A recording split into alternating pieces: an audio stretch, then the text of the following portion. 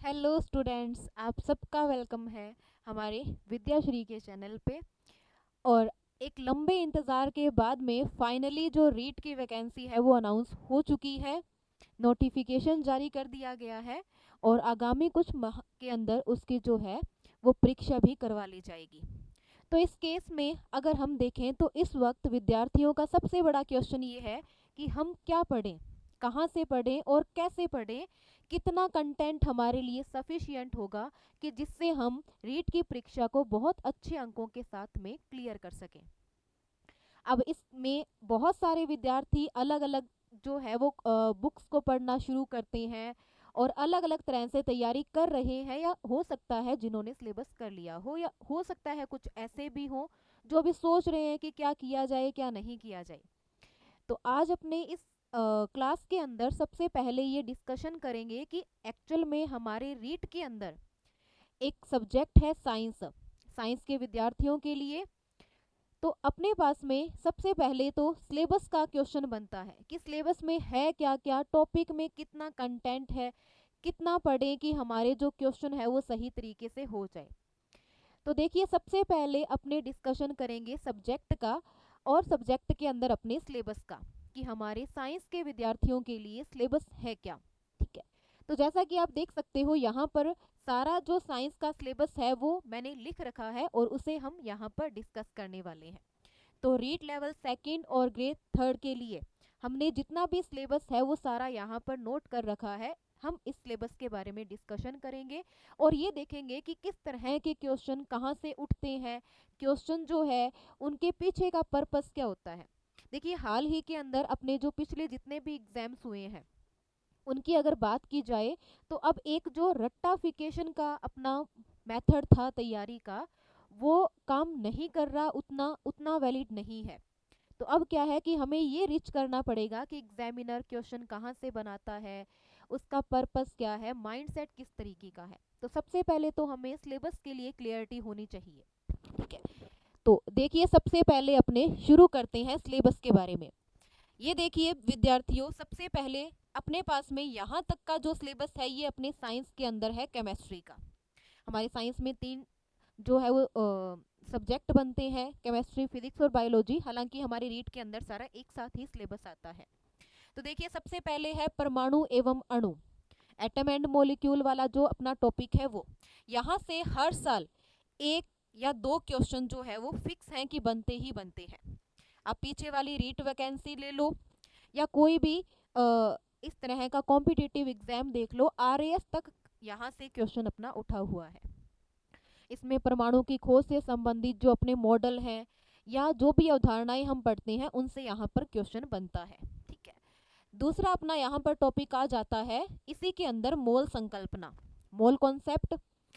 Mole concept में से भी ये देखा जाता है कि अलग अलग वैकेंसियों में एक क्वेश्चन जो है वो बनता है।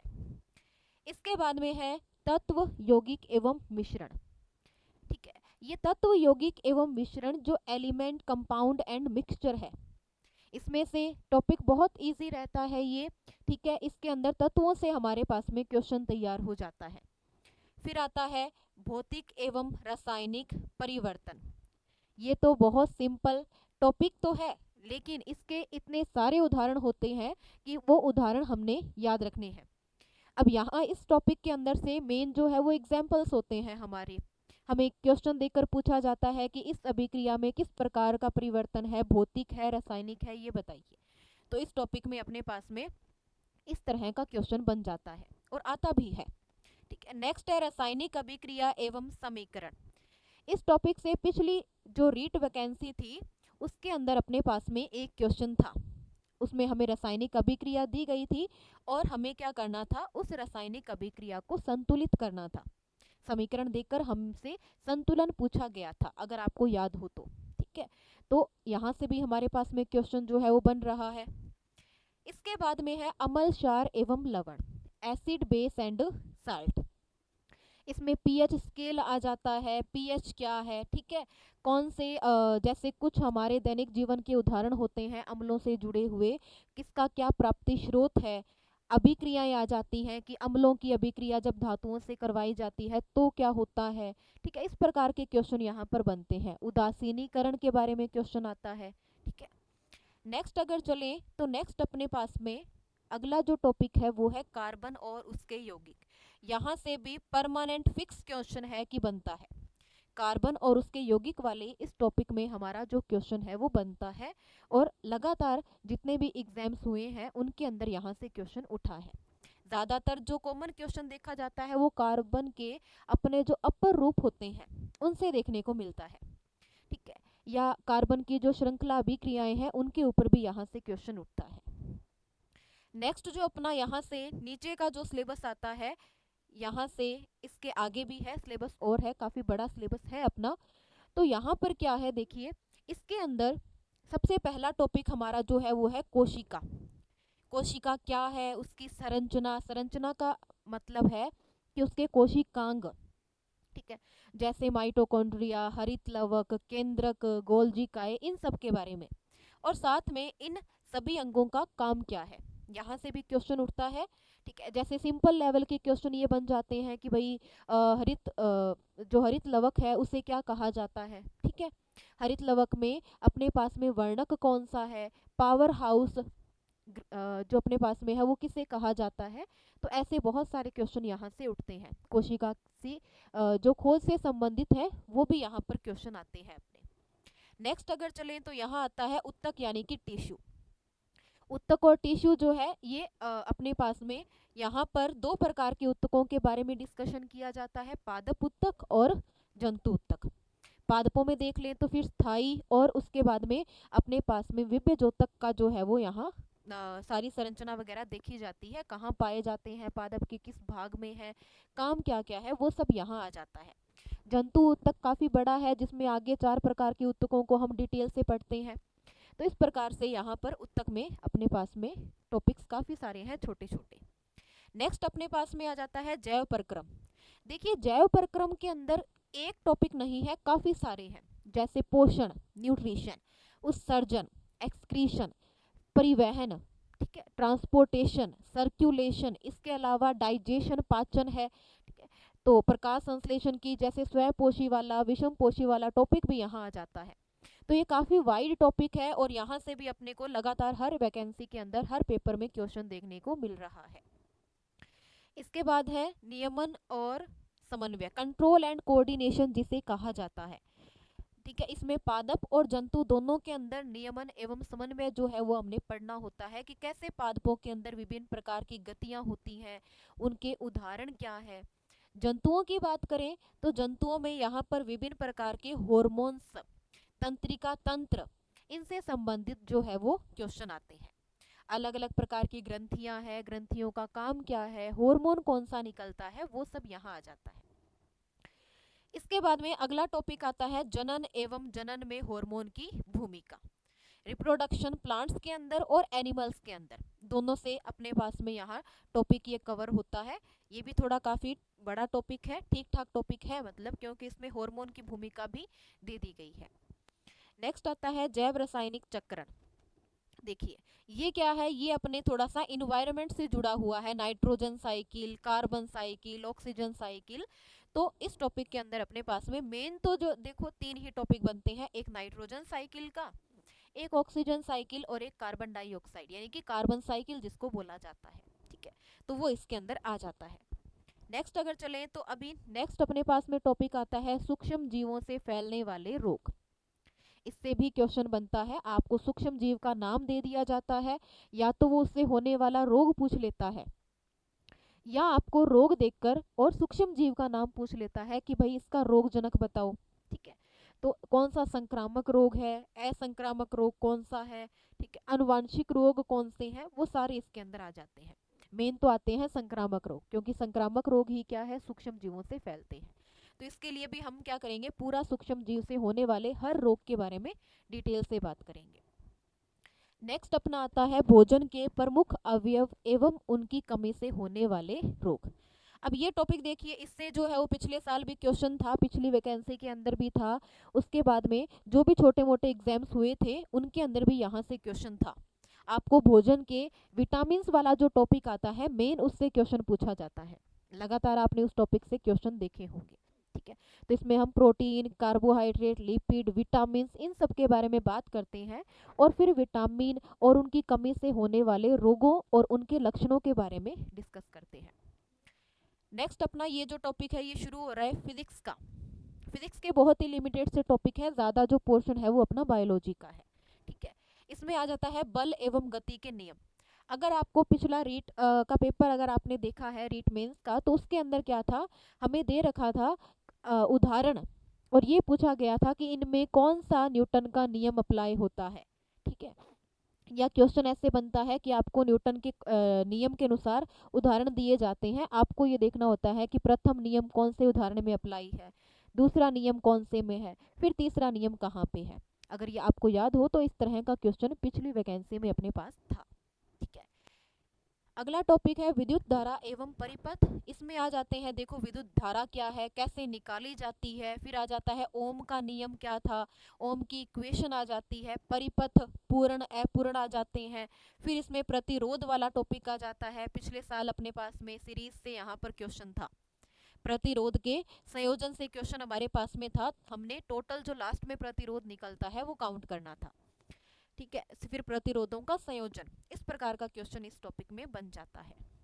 नेक्स्ट देखें गुरुत्वाकर्षण, ये भी आपको याद होगा, गुरुत्वाकर्षण से भी हमारे पास में क्वेश्चन था पिछले साल।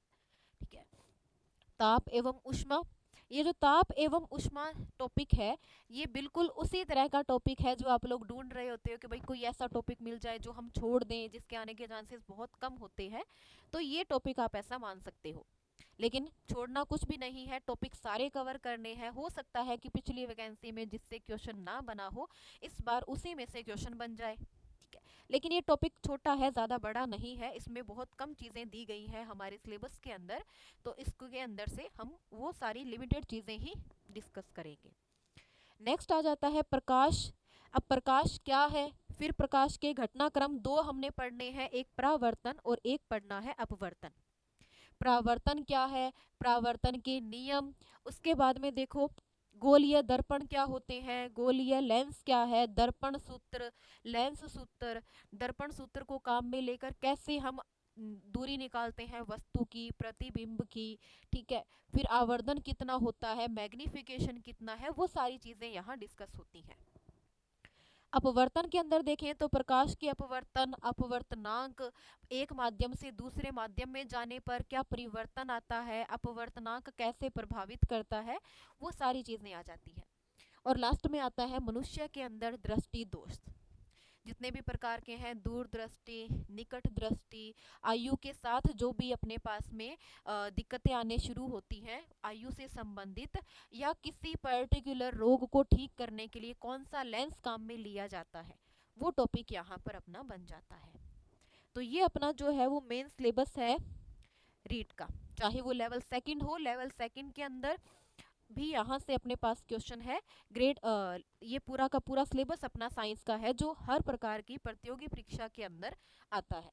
ठीक है, किसी में दो टॉपिक कम है तो किसी में पूरा सिलेबस है, लेकिन सिलेबस यही है और इसी में से हमारे क्वेश्चन भी बनते हैं। ठीक है, तो ये अपना सिलेबस था। अब क्वेश्चन ये है कि कैसे पढ़ें और कहाँ से पढ़ें। देखिए, सबसे पहले कहाँ से पढ़ने के लिए हमारे पास में एक बड़ी अनाउंसमेंट है, अपने जो सर हैं उनके कंट्रीब्यूशन से और उन्हीं के सहयोग से, समर्थन से हमने क्या किया है, ये जितना भी साइंस का सिलेबस हमें अभी हमने डिस्कस किया है, इस साइंस के सिलेबस का जो पूरा सिलेबस है वो अपने लॉन्च करने जा रहे हैं विद्याश्री मंथन ऐप पे। पूरा ऑनलाइन कोर्स आपको मिलेगा, हर एक टॉपिक के आपको हैंड रिटन नोट्स भी मिलेंगे, प्रोवाइड करवाए जाएंगे। इसके अलावा उस टॉपिक के अंदर से एमसीक्यूज की प्रैक्टिस भी आपको करवाई जाएगी। ठीक है, टेस्ट वाइज आपको सारा मटेरियल जो है वो वहाँ पर मिलेगा और टेस्ट की व्याख्या भी मिलेगी, क्वेश्चंस की व्याख्याएं भी आपको दी जाएंगी, ताकि अगर कोई क्वेश्चन आपका गलत हुआ है तो आप ये जान सकें कि क्वेश्चन क्यों गलत हुआ है, उसको कैसे पढ़ना था, कैसे करना था कि वो आगे गलत ना हो। ठीक है, तो बहुत अच्छे अच्छे एमसीक्यूज और बहुत अच्छे नोट्स के साथ में हमने इस कोर्स को जो है वो आपके लिए तैयार किया है। ये आपको मिलेगा विद्याश्री मंथन ऐप पे। ऑनलाइन बैच रहेगा, पूरा सिलेबस करवाया जाएगा आपको, जितना भी अभी हमने डिस्कस किया था टॉपिक वाइज, कोई टॉपिक नहीं छूटेगा। आप जब क्लास अटेंड करोगे तो एक्चुअल में आपको ये लगेगा कि हाँ, ये सही तरीका है साइंस पढ़ने का। हर टॉपिक में कहाँ से क्वेश्चन बन सकता है, कहाँ से बना है, उन सारी चीज़ों को हमने यहाँ पर जोड़कर ये कोर्स जो है वो अपना लॉन्च किया है। ठीक है। और इसकी जो फीस है वो मात्र कितनी है, 499 रुपये। ठीक है। कोई ज़्यादा बड़ी फीस नहीं है इतने बड़े सिलेबस के लिए। ठीक है। लेकिन मैटर ये करता है कि आपका पूरा डेडिकेशन हमें चाहिए कि यस, इस बार जो रीट की वैकेंसी है वो हमने क्या करनी है, क्लियर करनी है। ठीक है।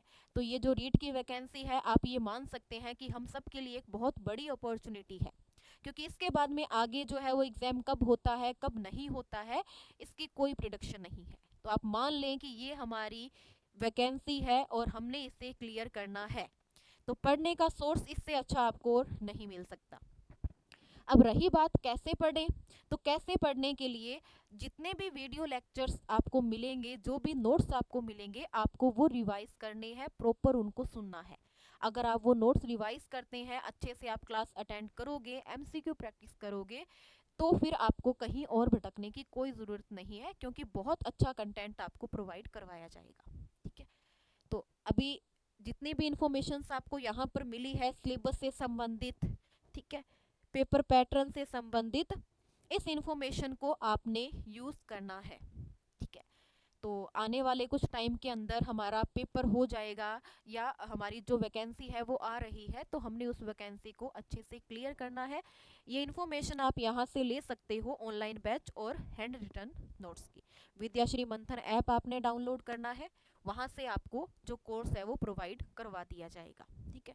फीस कोई ज़्यादा नहीं है, और ये एक बहुत अच्छा प्रयास है हमारा उन विद्यार्थियों के लिए जिन्होंने या तो अभी तक तैयारी शुरू नहीं की है, या तैयारी करने के बावजूद किसी ना किसी कारण से वो जो है उस वैकेंसी में 1-2 नंबर से या किसी भी रीज़न से पीछे रह जाते हैं।